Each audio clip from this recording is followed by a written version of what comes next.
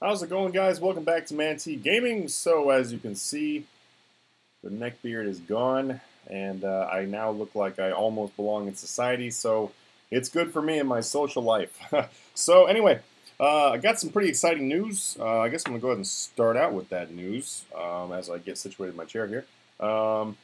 Yeah. Let's go ahead and start with that news. So, the exciting news I've got is the fact that, if I can see where there it is, woo! I just got the Woody pet. Woo! I just got a Woody. I just got a Woody, and I wanted to show you all my Woody. All right, so we look right here. Pets. Let's see what we got so far. I don't even remember. So 9. I got 9 so far. So this is gonna be number 10. I probably should deactivate that before I went in there. Number 10. But boom! You have unlocked Woody. Yeah. A Woody just popped up out of nowhere, man. I don't know. I was training and a Woody popped up. All right, so boom, there he is. There he is. He is the slightly less cool version of Bernie, which Bernie is way cooler because he's on fire, which is awesome. But anyway, there it is, guys. That is my skilling pet number 10.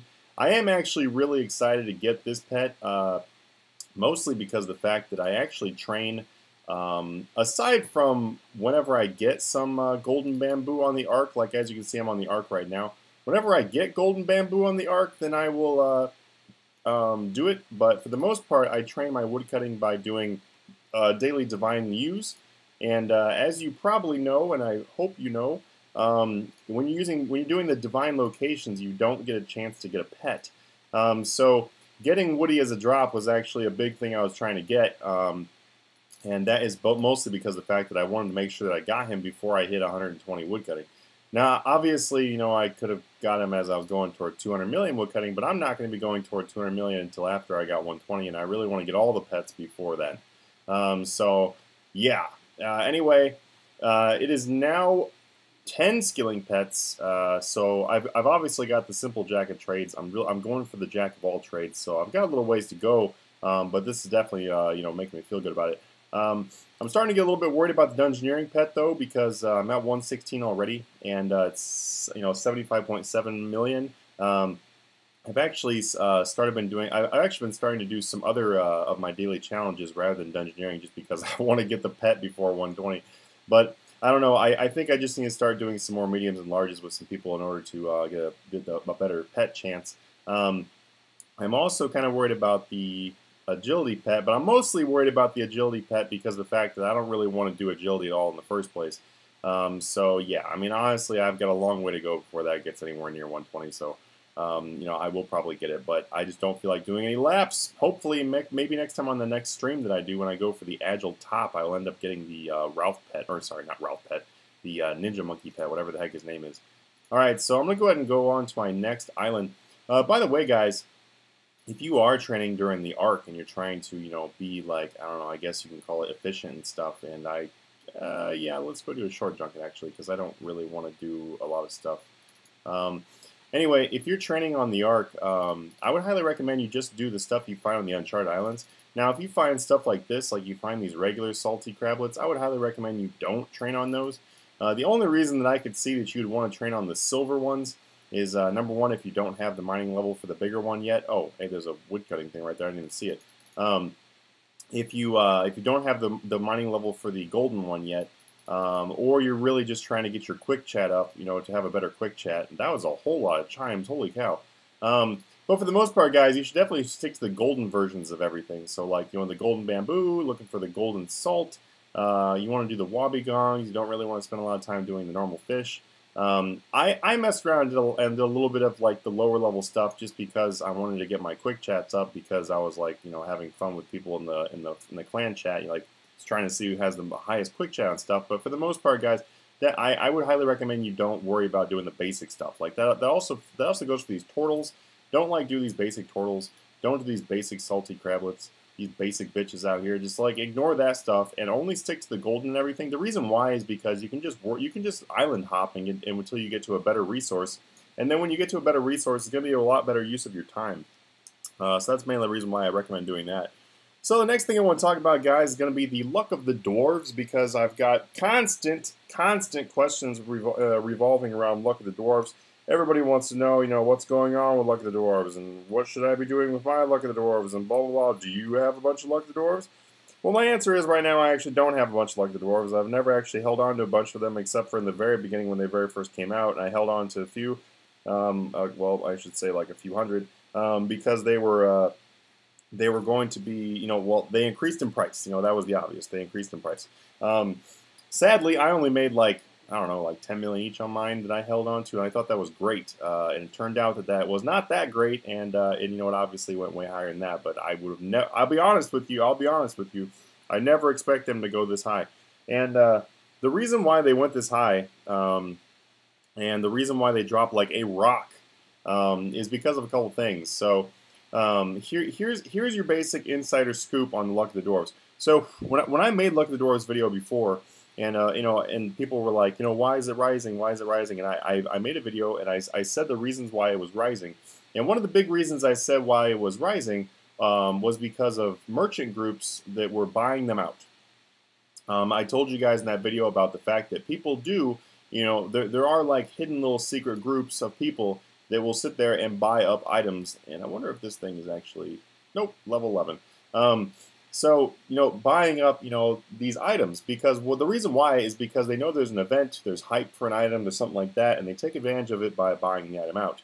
There's not really anything wrong with that in my eyes. I mean, if people want to do that, and feel free. A lot of other people complain because they're like, they're taking away they're making it harder for us to buy it, blah, blah. I mean, it's whatever. If you be patient a little bit, then it'll go away. I mean, yeah, don't get me wrong. They're really not good for the economy, these buyout groups. But anyway, that's totally beside the point. The main thing with Luck of the Dwarves is the reason why it continued to rise until almost 100 million gold is because of those buyout groups. I get a lot of people that are like, oh, it's because people are buying it for the Hazelmere's rings and everything like that.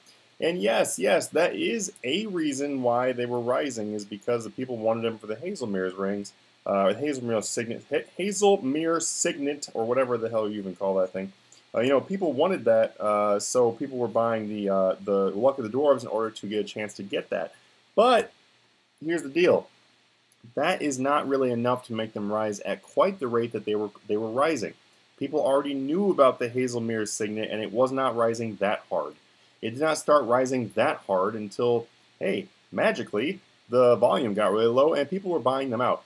I'm telling you guys, it's these buyout groups that are behind the scenes that are buying them up. So another really good piece of proof for that is that when the JMod made an announcement about the Hazelmere Signet and the Luck of the Dwarves, which was just a couple days ago, yeah, I believe he said something in a tweet. All of a sudden, the bottom just kind of dropped out on them, and they dropped by like 30 million within, I don't know, it was pretty quick. It was a couple hours, they dropped like 30 million.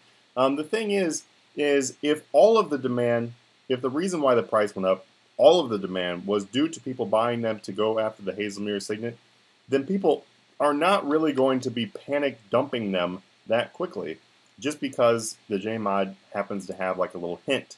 The people that watch that kind of stuff are the people that do a lot of merchanting, buying out, and stuff like that. They watch every little news blurb that comes up about Jagex because they want to see, they want to keep their investment safe.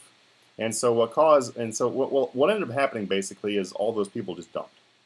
And I'm not sure if they all dumped. Obviously, I'm not in those groups, I don't know. But what I can tell you though is somebody dumped, and somebody dumped a lot of them. And that's the reason why they are so low now in comparison to what they just were. And also, I have people that keep on asking me right now, too, do I think they'll go down? Do I think they'll go up? My answer to that is there's not really any way to tell. The reason why there's not really much of any way to tell is because it really depends on those groups of whether or not they want to buy them back out again. Now, if people are like, yeah, okay, so in that group, if they decide that, hey, and it might be more than one group. I have no idea. You guys should probably know by now that Luck of the Dwarves, there's not that many of them actually in the game.